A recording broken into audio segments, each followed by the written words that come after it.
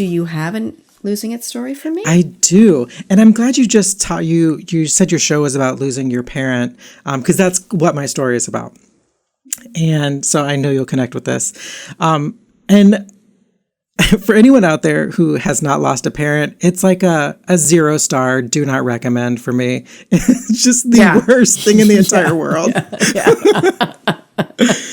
So it's like, maybe try sushi, but don't try the dead parent thing. No, negative.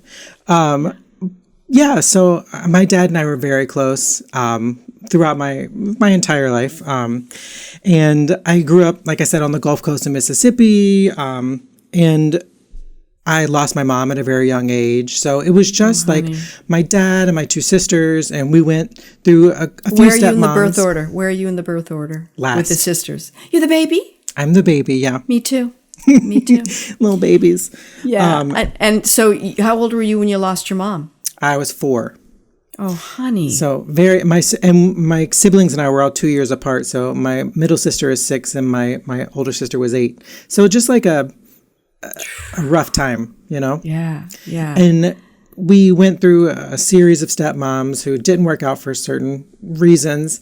So it was always, the constant was our dad and our siblings was just, we were all rocks for each other. Yeah.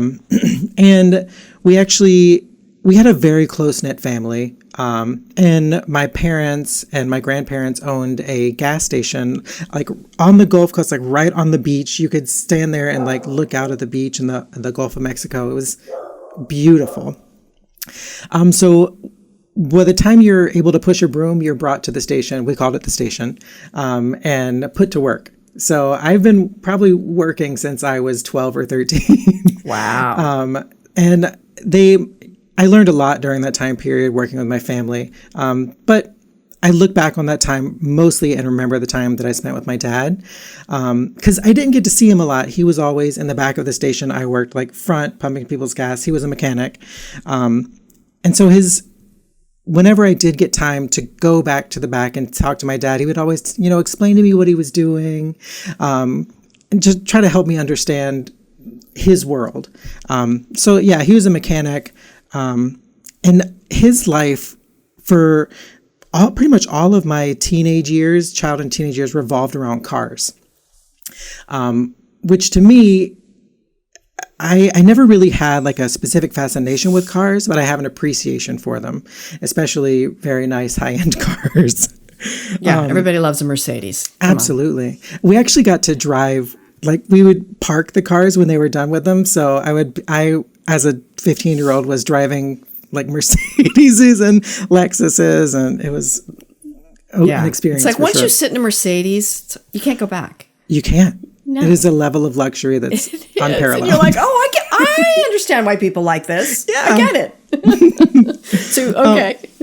So my mom passed, and then her 2 parents passed as well. So from a very young age, I was dealing with losing parents, losing grandparents, losing stepmothers, and just kind of coping with that, And it's a lot for a young, closeted child in Mississippi to go through. Oh, honey. So I always knew, like when I was growing up, I always knew that what I wanted to do was live in a big city, because that is where I felt like I needed to be. And here I am, So I went to college and kind of like backed myself away from my parents and my family just to kind of figure out who I was, get my footing as an adult, And then right after that, I moved to Chicago, and life happens, milestones happen. You get nieces and nephews, you get husbands, your siblings get married, and your life kind of goes on,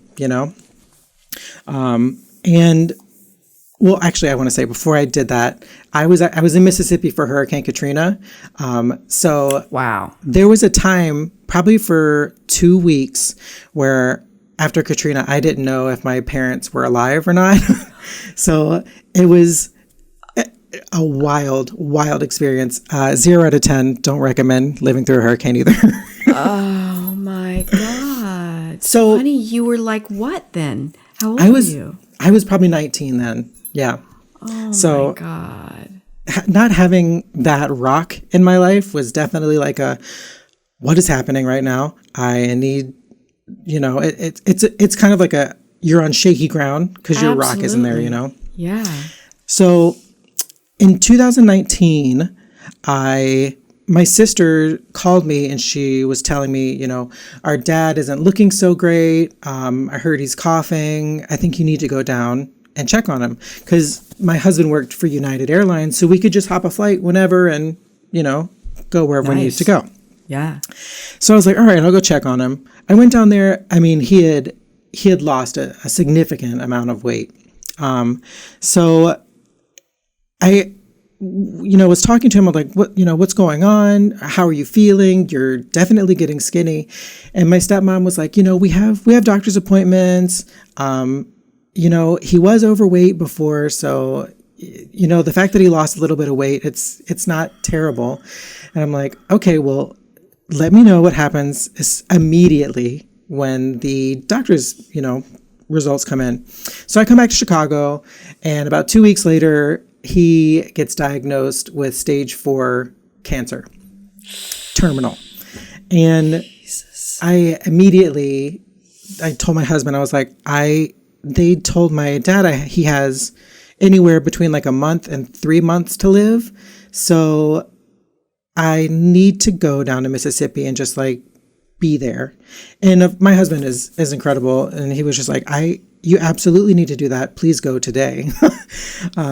So I went down there, and got to spend a lot of time with my dad because I stayed at his house. I was able to work remotely. This was before the pandemic and everything. So I was able to work remotely at his house. So I was there the entire time. And quite honestly, by the time I got down there to the time he passed, it was only like 5 weeks. Boy. So it was a very, very quick time. So smart that you did that, though, Kyle. Yeah. So great that you did that.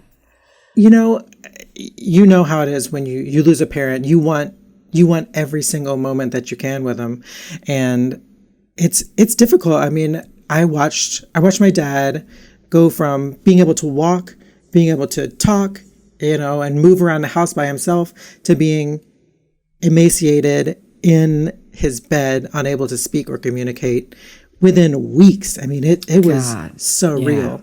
Yeah. So when we put him into hospice, the nurses were like, I don't know if your parent went into hospice, but they won't tell you time frames. They'll give you suggestions like, you should probably have any discussions you want to talk about. We don't know how much time they're going to have, but it's kind of like one of those wink, wink sort of situations. Yeah. Yeah. Yeah. So even though I was there dealing with the most horrible circumstance I could possibly think of, it was actually a very life-changing and incredible experience, because I got to ask my dad questions that I would never have been able to ask before, or never felt the need to, Yeah, because so many times my brother and I, Cardi mostly, and Dick too, are like, oh God, we can't ask mom, It's like, if that time is limited, then what are the questions that I'll never get to ask? Yeah. There's still some to this day where I'm like, oh man, I wish I would have asked that. But I feel like I got the important ones out of the way. Like there was times when I would sit there and he'd be like in his reclining chair, and we would just be sitting there in the quiet. I mean, his front of his building looked straight out onto the beach. So it was, we'd sit there and just kind of be with each other, And I asked him, I was like, is your favorite color still blue? Or is your favorite flower still the bird of paradise? And, he'd answer these questions for me. And then I asked him, I said, what's your favorite memory? And he was like, honestly, we've had such a good life. I can't really nail him down. There's been too many. And then he sat back and he thought for a minute, and he said, actually, my favorite memory was the day that you were born. And this rocked me, And I'm sitting there like turning to the side, like, no, I'm not going to cry. And he told me, like, my sisters, when they were born, he didn't he was too scared to go into the delivery room with my mom. Yeah. And so when I was born, the nurses put the gown on him. They just shoved him. They're like, all right, we're ready to go. And they shoved him in there. And he said I was the first person he was able to hold. Or he was the first person to hold me. So we instantly had that connection, you know. So that was an incredible experience. What a good question, Kyle. What a good question. Did it just pop into your head after like Bird of Paradise? Well, the thing is that my family, and especially my dad, they are storytellers, and they love to reminisce. They love to tell stories. And I wanted to make sure that I had my dad's favorite memory, you know, and I had no idea it was going to be that one. I thought it was going to be a funny story that he told. Yeah. And when that one came out, I was just like, oh, like gut punch, you know? Yeah. So, oh my Lord. And so we talked about that, and then from as a gay man, to hear your father tell you that he's proud of you I can't explain that feeling. There's no words for it, but it's something that each child needs to hear. I mean, gay or straight, they need to know that their parents are proud of them. Yes, but to have your father, who in the majority of instances is a straight man, and has certainly in most generations grown up in a world where perhaps being gay is the worst thing you could be if you're you know, that whole very skewed point of view, and that heterosexuality is everything and masculinity is everything, and you know, the worst name you can call somebody is a fag or queer or whatever. So to have your straight father tell you they're proud of you, I mean, that's fantastic. It shouldn't be that rare of a thing, but my God, I hear you. And I hold on to that memory so tight. I think about it probably daily. And I have a picture of my dad right over here. I mean, I see him every day, you know. And both of my sisters moved. Well, one sister lived there already. My other sister moved from Southern California back to Mississippi. We were all together. So it was really nice to have that bond back together in the same place for such an extended amount of time. And I will admit that there were a lot of daiquiris being had. I think my alcohol intake went up 2,000%. So many daiquiris. Yeah, so many daiquiris, so little time. Yeah. So, you know, but no heroin and no fisting. So I think we're good. And so you guys were interesting, because I just by chance, I did a storytelling thing a couple of months ago, last month actually, and I ended up telling the deathbed story of my mom, not Day of the Dead Daddy. And it was similar in that me and my brothers were all there. We were all there at the end, and it was incredibly special. So you and your sisters, so you got to be there for 5 weeks, but your sisters were coming and going? No, they were there the entire time as well. Oh, yeah. My God. I mean, I am so thankful for those two being there with me, because it's that whole process is it's such a roller coaster, and you're going back and forth between so many emotions. It's really hard to comprehend if you haven't gone through it. But I remember on the day before my dad passed, my sister and I were standing out in his driveway, and I kid you not, like a flock of butterflies came down. It was gorgeous. It was like 75 degrees, sunny. There was a breeze. All these butterflies came flying down. And my sister and I were just talking. We were like talking about how our dad was progressing, and was like, this is the worst. Like, it can't get any worse than this. And these butterflies came down, and Cherie and I were just like, that's got to be a sign. It's got to be a sign. And he passed that next morning, and we were just kind of like, we both looked at each other, and we were just like, we knew it. We knew that was it. And it was kind of like an at peace kind of thing. I mean, obviously it's hard, but it was definitely like a peaceful thing. Well, but it's interesting because when my mom went too, I mean, my mom was 81 and your dad was much younger, right? 61. 61, right. So, you know, she'd had a long life, and I mean, I still would have liked to have her for a few more years, but we were all there, and so saying, it's okay, Mom, we love you. You can go. And there is a peacefulness to that. There is a peacefulness to knowing that the people she loved were around her. Your dad had his babies around him. Yeah. And so there is a peacefulness of being able to say, it's okay, Dad, Yeah. Go ahead. I'm glad you said that, because that in hospice, that's one thing the nurses tell you to do. It's like you absolutely should tell your loved one that it's okay. And that hands down is the hardest conversation I've ever had to have in my entire life. But I didn't want to not do it. So I knew my older sister had done it, and I was like, today's the day. I mean, I think I had probably gone in the bathroom and cried 3 or 4 times before I got up the nerve to do it. Yeah. So, I went into his bedroom and, took his hand. I was like, Dad, we're all going to be okay. You don't have to hang on for us. We're good. And I think it was a few days later, my middle sister, she was the last one, and she went in and, said her words and actually told him that she was pregnant in the same meeting. And it was her first child. He'd been wanting her to have a child for so long. So she told him, it was like, we're going to be good. Guess what? I'm pregnant. And then I think it was 2 days later that he passed. Oh, my God. Yeah. Oh, crazy. So crazy. And what a gift. What a gift to be able, first of all, to have had the rich, loving, supportive relationship that you had with your dad. Yeah. And so many people don't get that, and to be able to be there with your sisters, who it sounds like you guys are really close. Oh, yeah.